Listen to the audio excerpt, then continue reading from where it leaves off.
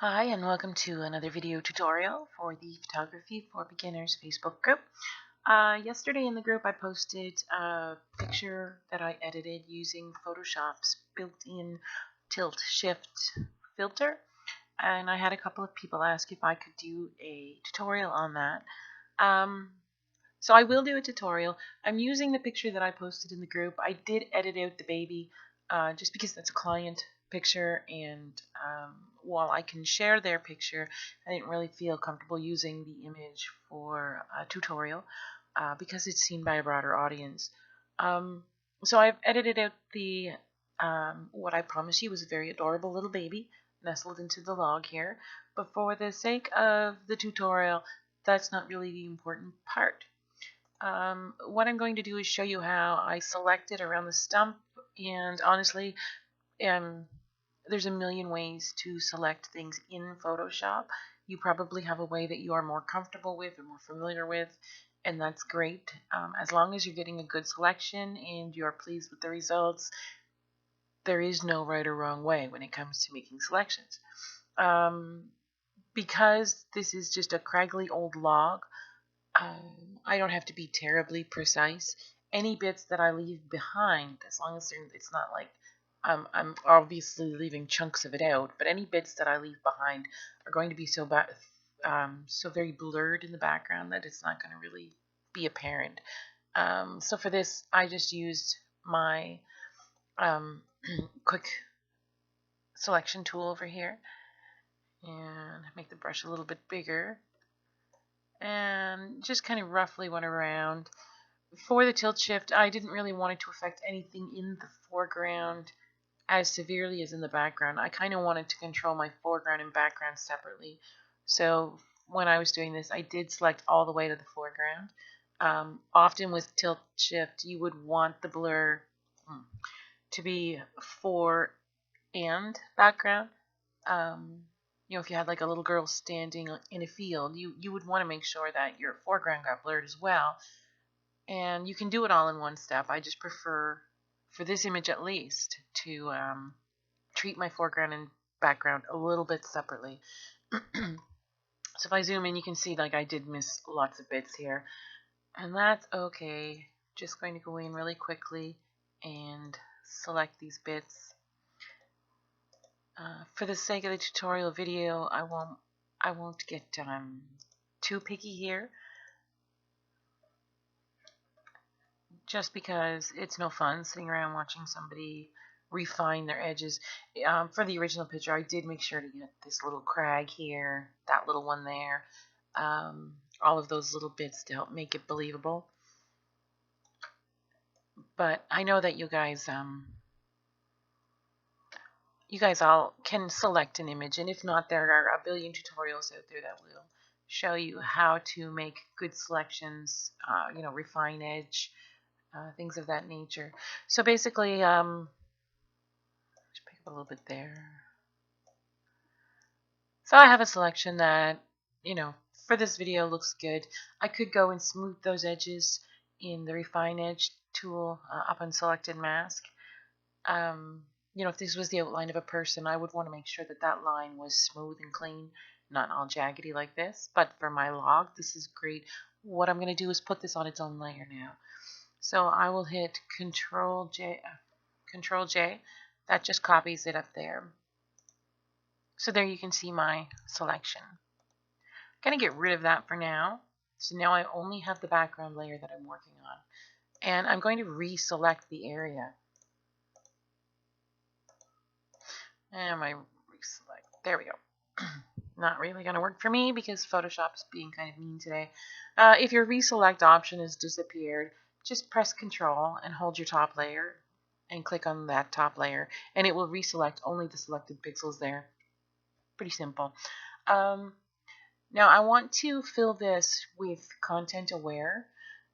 I'm not sure if you can see this, but in my little sloppy selection, there are bits that are outside of my selection that might mess that up.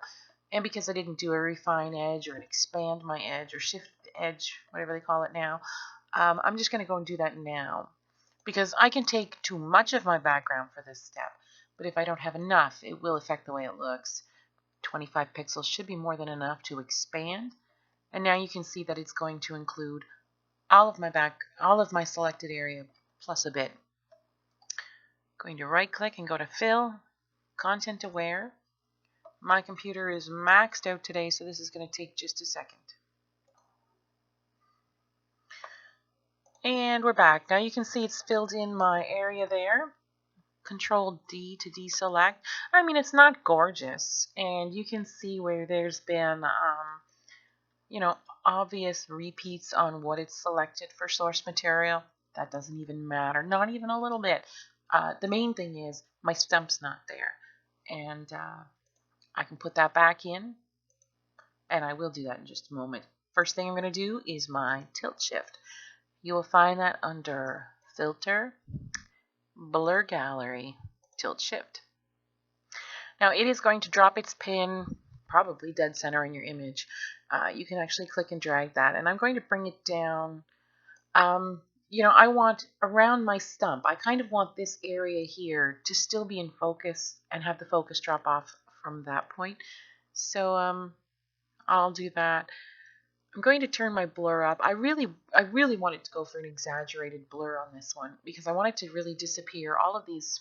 Disappear. I really wanted to eliminate just the ugliness in the background. So I'm just going to keep increasing that until I'm happy with the way it looks. Yeah, something along those lines. That might even still be a little too exaggerated, but we'll see. This line here is going to fade it out. And this line here will say how close to my focal area do I want this blur to begin. And like I said, I know my edge of my stump is right around here, and this is the area that I kind of want to see the focus begin to drop off. That looks pretty good. The foreground, because I selected my stump there, I know it's going to cover it. Doesn't even matter. I'm just looking at the background here. So when that looks good, I'll say OK. It'll take a minute to render in the effect for me. I'll actually pause this so you don't have to. There we go. So now my tilt shift blur has been put in there, and you can see how it just gives you that lovely little slice of focus. And when I pop my tree stump back in, wow, does that ever really stand out there? Now, if I had missed the step of doing the content aware fill and I hadn't taken out my stump, then my stump would have been blurred in there, and you would have had this dark background of the forest, but then all of these light colors of the stump would have been blurred in here. So I would have actually had a halo around my object. So that's why the content aware fill is the most important step here, because that's going to take this area and just fill it with background colors so that when you've done your blurring, there's no big halo there. Now, I mean, from this point, I did take it back into Lightroom, and I warmed it up tons. I tweaked the clarity of the highlights, and I did other things there.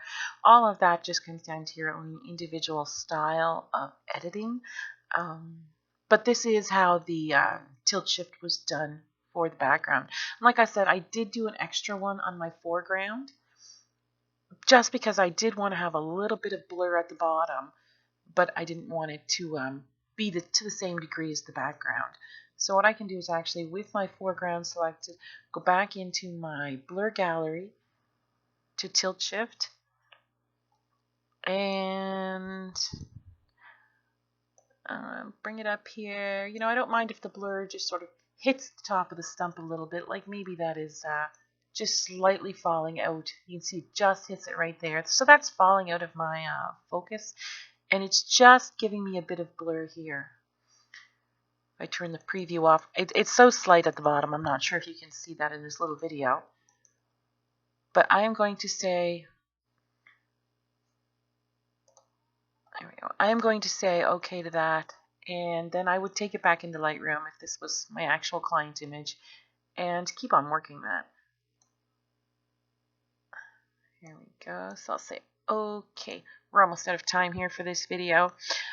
That's going to render that effect while I say my goodbyes. Hopefully this image explained the steps that I did to get the look that I did, and I hope that you guys have fun doing your own tilt shift, and have yourselves a great day. Thank you so much for watching. Feel free to check out my other videos. Have a great day. Bye-bye.